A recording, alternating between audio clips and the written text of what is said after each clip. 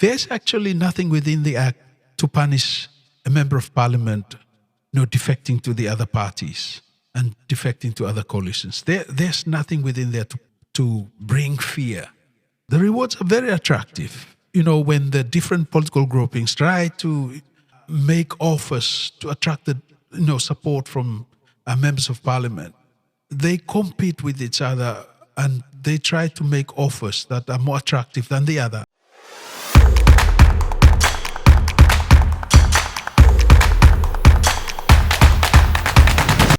Hello and welcome to the One Talk Voice, where we engage in conversations that matter. If you are new to the place, my name is Tony and I cover mostly development and political issues in Solomon Islands, and I hope that you will stay around. If you like the content of this video, please do share with others.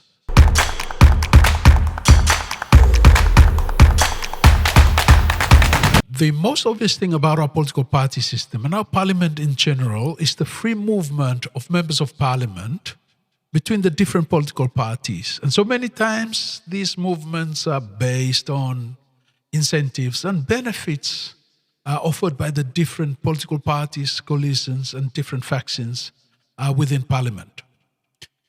Now, for years, this behavior or this kind of behavior has been a major source of political uncertainty and instability within parliament. It actually weakens the political party system. It disrupts government coalitions, and it makes it harder, especially for ruling coalitions, to plan in the long term and also to deliver on their policies.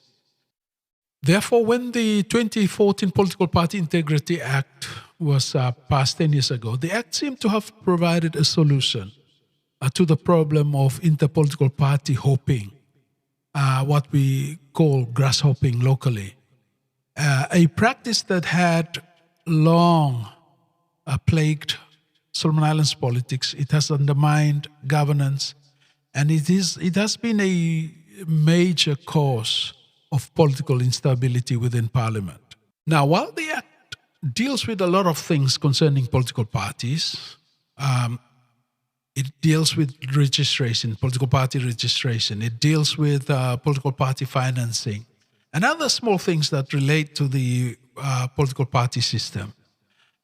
It also tries, if we look at some sections within the Act, it also tries to promote political party loyalty and commitment by members of parliament to their political parties. So the Act also tries to do that.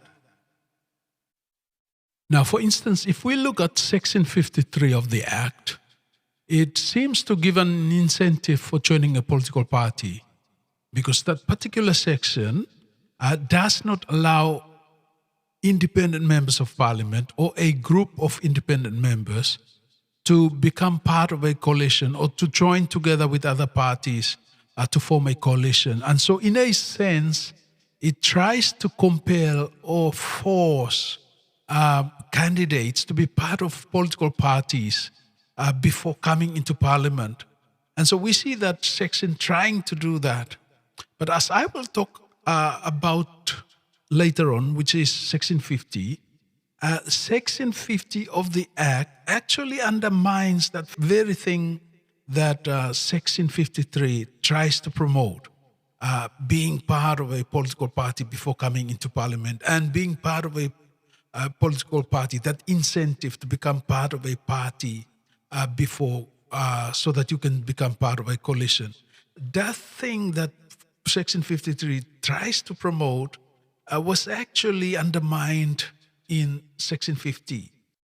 And so perhaps the most important question is why the Act has failed to produce the expected outcome, especially restraining movement within Parliament and bringing stability to the House. As we have seen in the past 2 years, inter-party hopping still continues, coalitions continue to shift, and Parliament still faces frequent instability with a lot of commotions going on in the House. In fact, the Act has failed to meaningfully change political behavior, which raises deeper questions, and one of them is whether stronger reforms are needed to genuinely strengthen integrity and stability in Solomon Islands' parliamentary system. And in fact, when we look closely at the Act, it is obvious or it is clear that the Act does not have the anti-defection measures, or it lacks the legal mechanisms to restrain or restrict defection and grasshopping within the House. There is in fact no penalty for grasshopping within the Act. When we look at it closely, there's no penalty for those who move around. And so there is no anti-defection mechanisms that would strongly punish floor crossing or jumping from one political party to the other. So there's little legal bite within the law or within the Act to, stop members of Parliament from switching allegiance or from jumping from one political party, one coalition to the other. And as I've talked about Section 53, that section tries to force or compel members of Parliament to become part of political parties, even candidates to be part of political parties before actually coming into Parliament. But 2 sections earlier, and that is Section 50, you would find that while there's incentive offered in Section 53 to join political parties, for candidates to join political parties, when we look at 2 sections earlier, which is Section 50, we find that Section 50 actually allows political party grasshopping, because Section 50 provides for the independent member of Parliament, after coming into Parliament and after taking his or her oath, can also move and join a political party. So once they renounce their status as an independent member of Parliament, they are now free to join any political party. And in fact, even those who join or were already part of a party can also do that.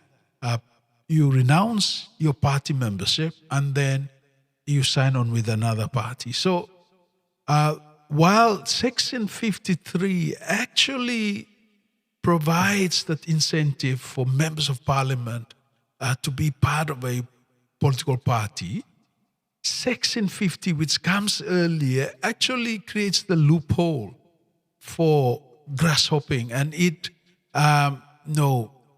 makes it easy. It allows for members of Parliament to join a political party whenever they want, as long as they renounce their status at that time and then sign on with the party. You can renounce your status as a independent member, or even, as we have seen, in the past few governments, people renounce their membership to other parties and then move on to join other political parties.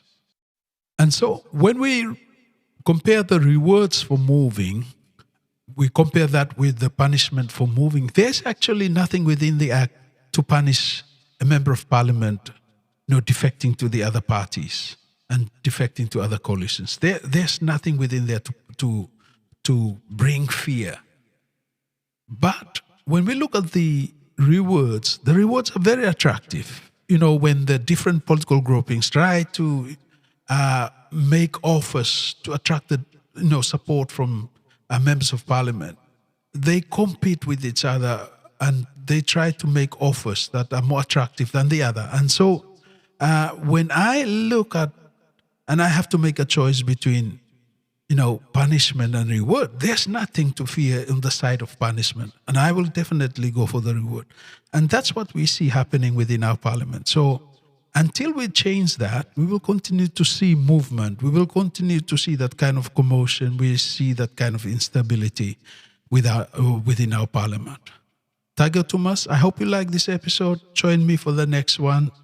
Tage on, goodbye.